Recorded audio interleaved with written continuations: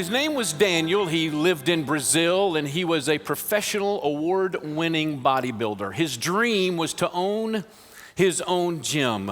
And one day, the owner of the gym where Daniel worked came to him and said, Daniel, I'm ready to sell this. If you can get the money together, you can buy it.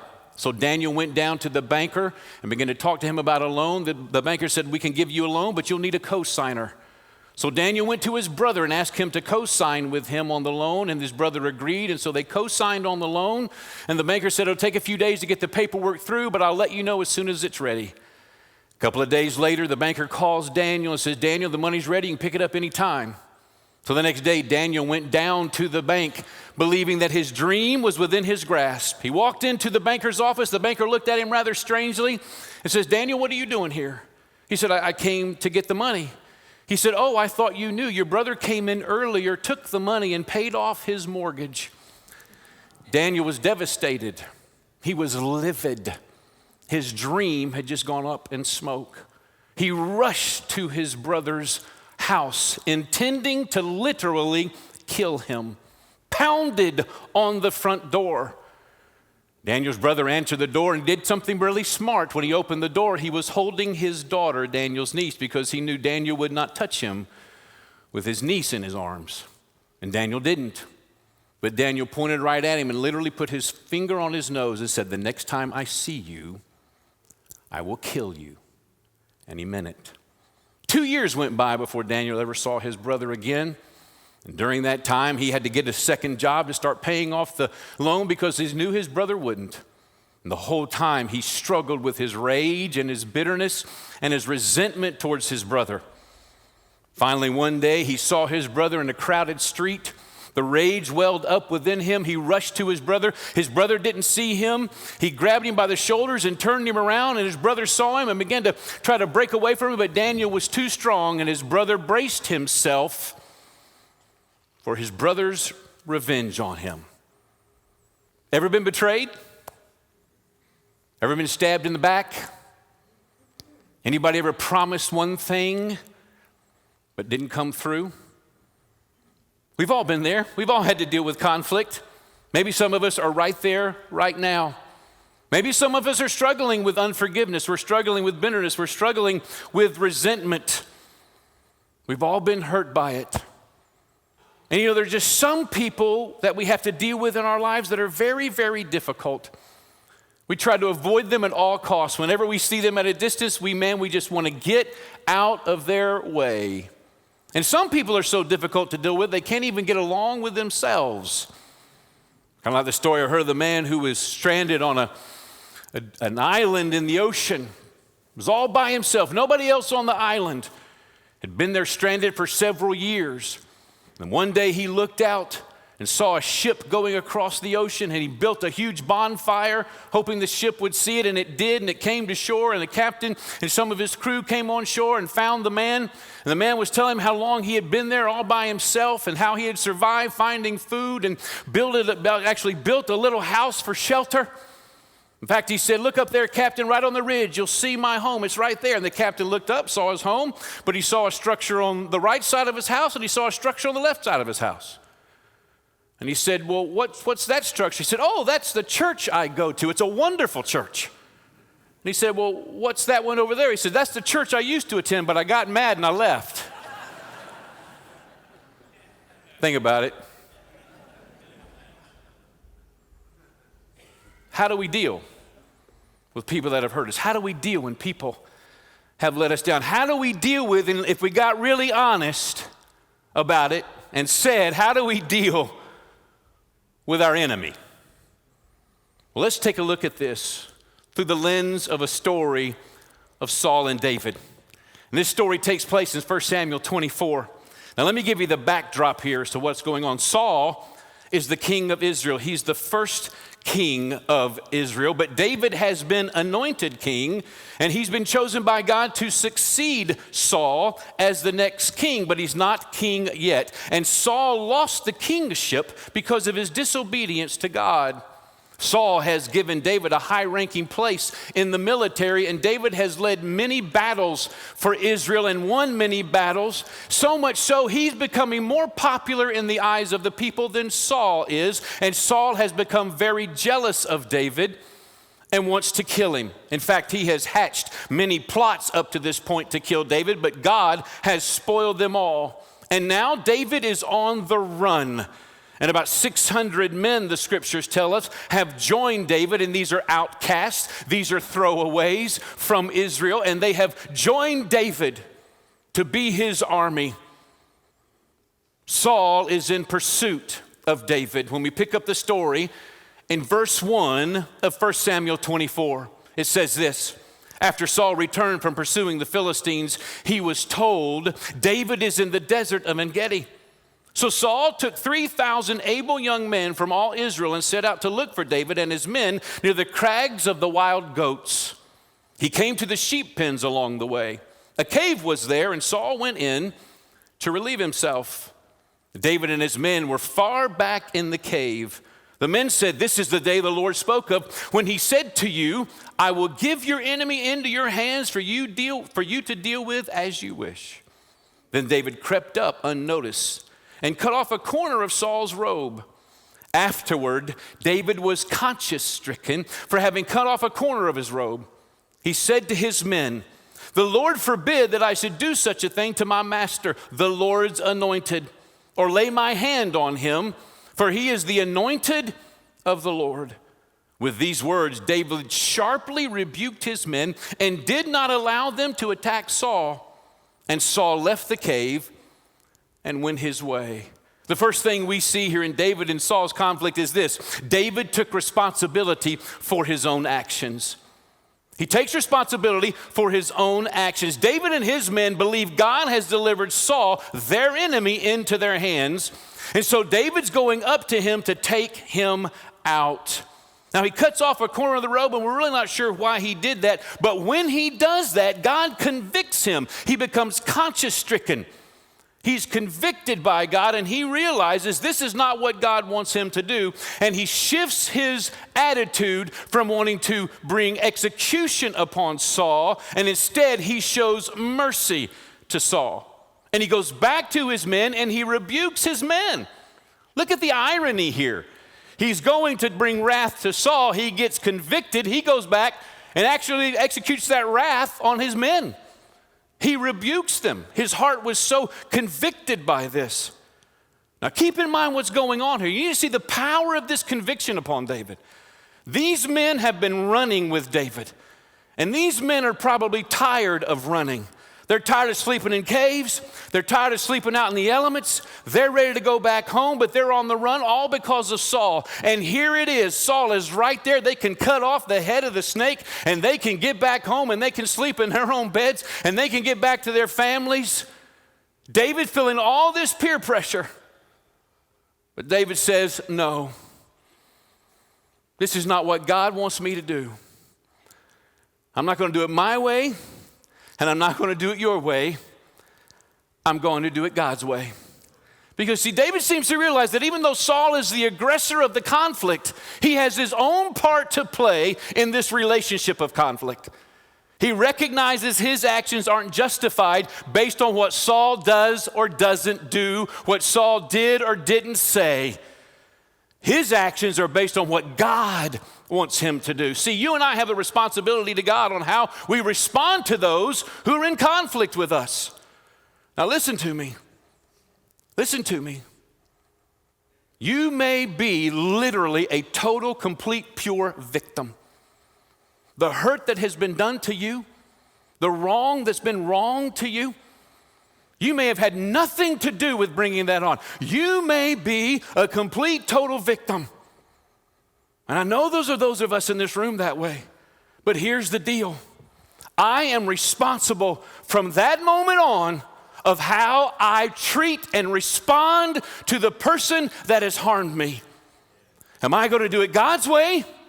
Or am I going to do it my way? Or what other people want me to do? See, when it comes to being in conflict with others, attitude is the key to it all. Say attitude. It is the key to everything. Is my attitude towards this person, my attitude about what's taking place, is it inflaming the situation or is it disarming the situation?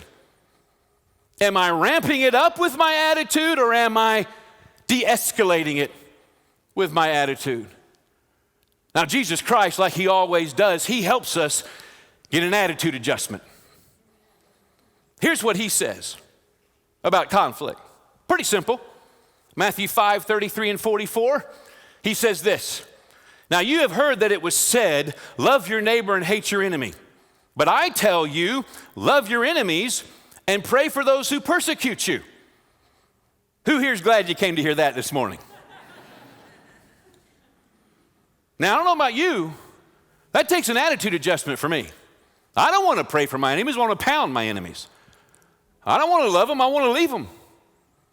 I don't want to do good, I want to get even. It takes an attitude adjustment. Just like we sang it a moment ago.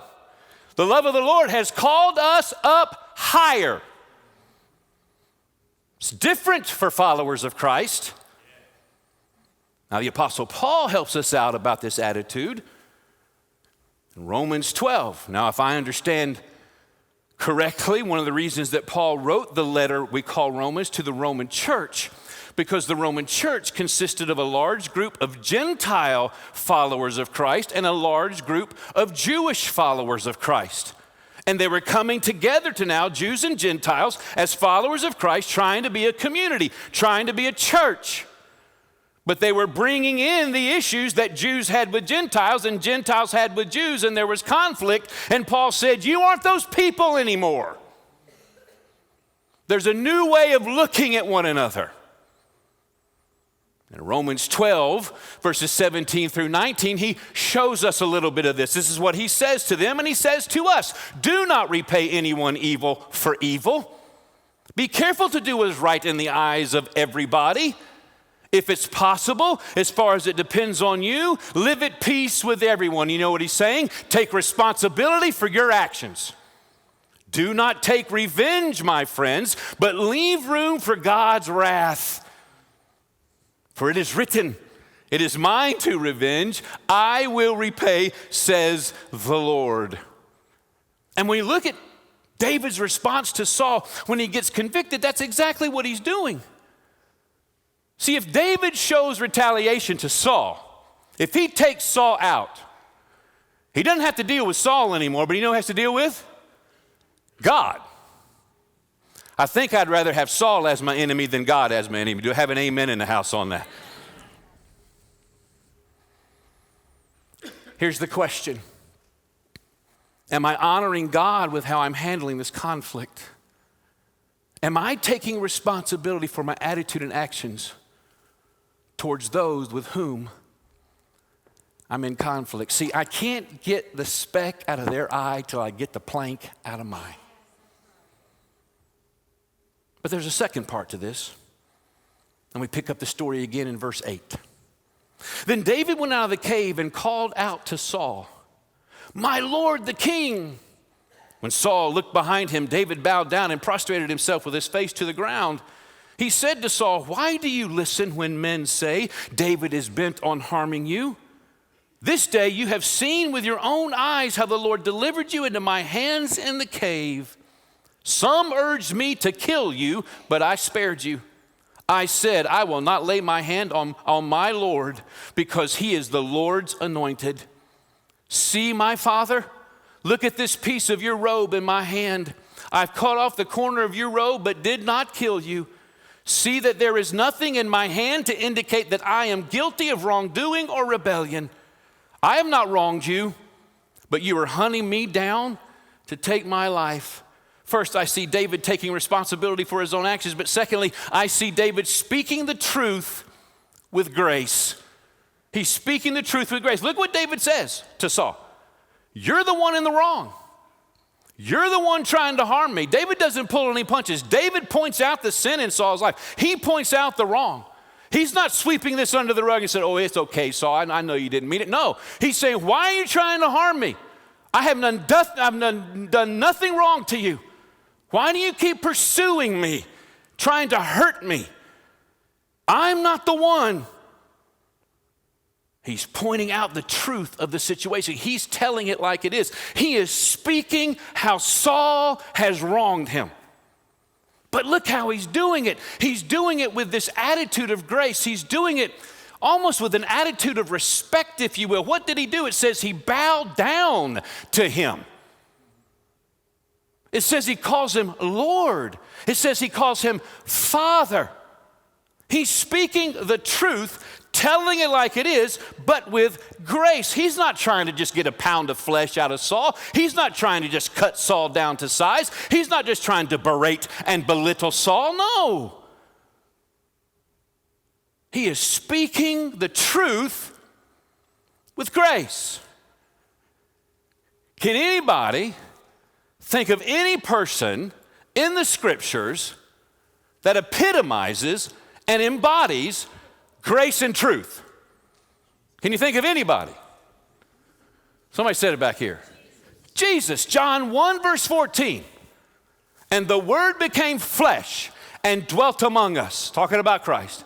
And we beheld his glory. The glory as of the only begotten of the Father, full of grace and truth. See, to me, here's the power of grace and truth.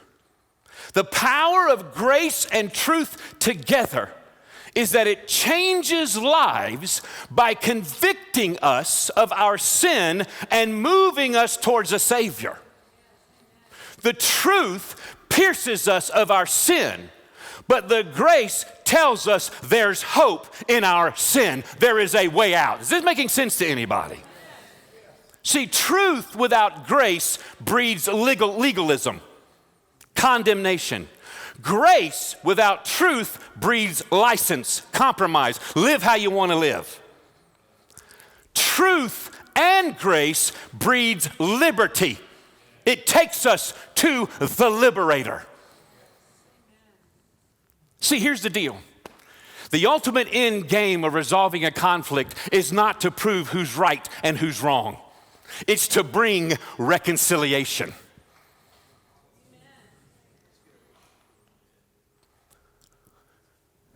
God did not send Jesus Christ here to show us he was right and we were wrong. He brought Jesus Christ here full of grace and truth to reconcile us back to himself.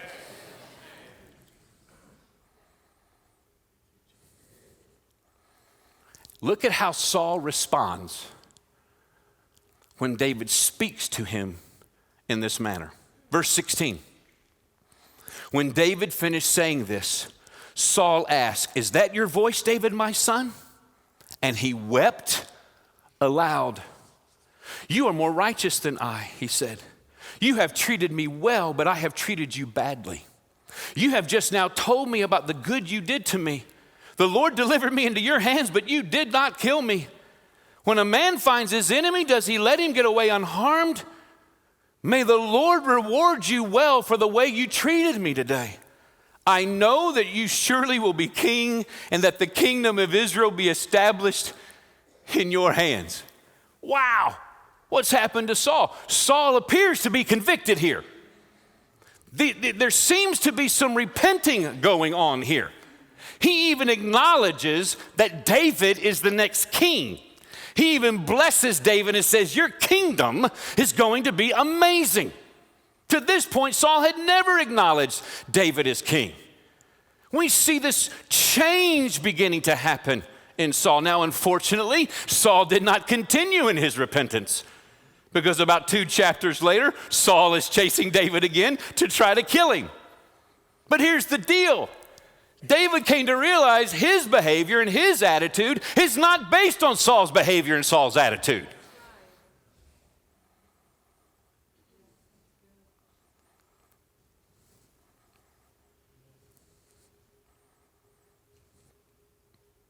Now, here's what I believe. I think the only way that David was able to have the truth and grace approach to Saul was that he saw Saul from God's perspective, not his own.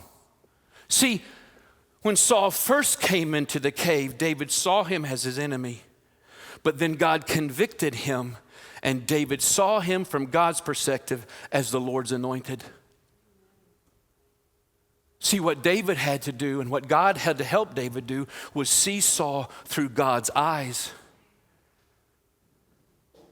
How does God see the person that we're in conflict with? Does he see that person as someone just deserving my wrath? Or does God see him or her as someone who deserves God's love?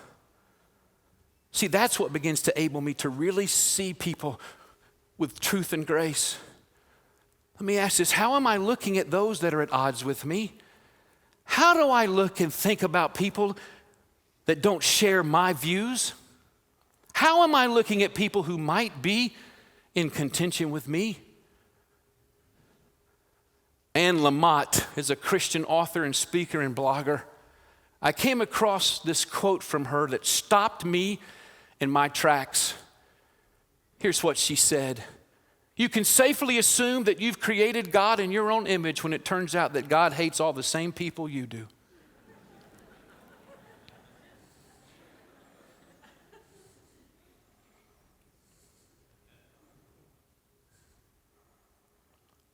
John 3:16 didn't say, for God so hated the world. Oh, there's a lot to hate in this world. There's a lot to hate.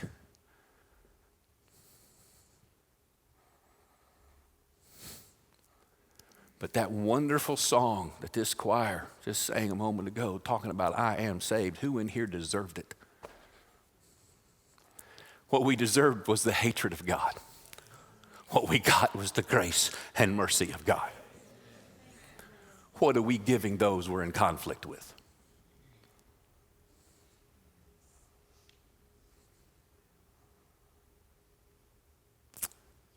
David took responsibility for his own actions. He spoke truth and grace. He had the truth and grace approach to Saul. And then the final part of this I'll share with you is in verse 12. He says, may the Lord judge between you and me. This is David talking to Saul. May the Lord judge between you and me. And may the Lord avenge the wrongs you have done to me, but my hand will not touch you. As the old saying goes, from evildoers come evil deeds. So my hand will not touch you. David placed Saul in God's hands. He took responsibility for his own actions. He had a truth and grace approach to him and placed him in the hands of God. He's saying this, Saul, I'm taking my hands off of you. I'm not going to try to control you anymore. I'm not going to try to convince you to see it my way. I'm putting you in the hands of God. David was going to let God be God in Saul's life. Some of us right now, at the place we are, it's time to let go. It's time to let go. We've got to let God be God in this situation and turn some folks over to him and quit trying to change their lives. We can't. We can't. See, a part of the problem we have in conflicts is we try to be God in the conflict. Folks, there's only one God, and it's not you or me.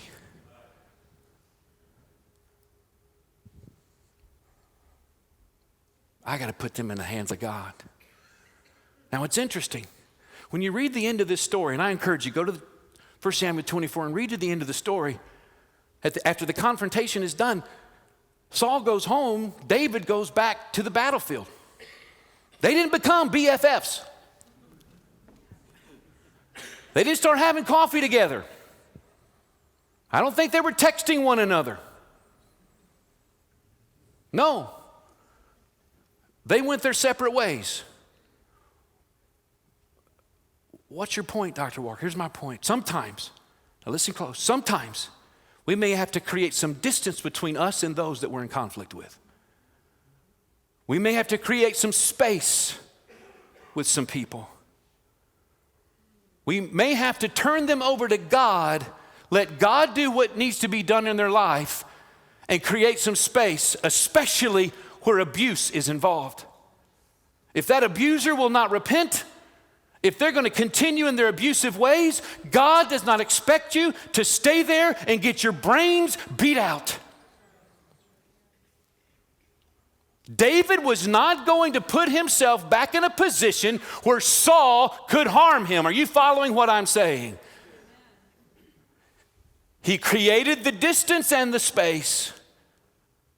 But David continued to have, I'm going to take responsibility for my actions. I'm going to have a truth and grace approach to him, but I'm putting him in the hands of God. Are you following what I'm saying right now?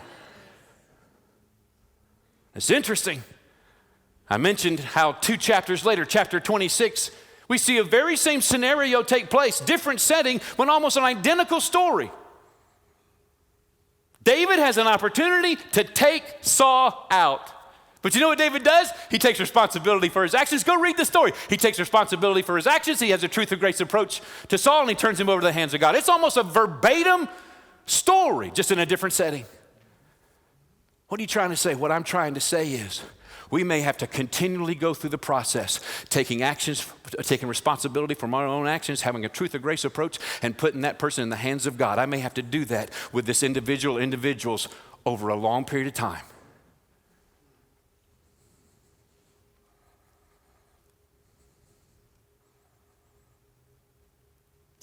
Let's go back to the story of Daniel that I opened with. The bodybuilder from Brazil who co-signed with his brother to get a gym, which was his dream to own a gym, and his brother took the money and paid off his mortgage. And Daniel threatened to kill him if he ever saw him again, and for 2 years they didn't see each other. And as I said, Daniel saw his brother on the street. His brother didn't see him. Daniel grabs him, and that's where we left. Daniel has him in the clutches. But before we go to the end of the story, here's what you got to understand. For those 2 years that Daniel didn't see his brother, Daniel came into a saving relationship with Jesus Christ. A friend of his led him to the Lord. And Daniel got a hold of, tasted of God's forgiveness through Jesus Christ. But during that time, he still struggled with unforgiveness. During that time, he struggled with resentment and bitterness towards his brother. He just couldn't forgive him. And here he is, man. He's got him in his clutches, and that rage is raising up within him.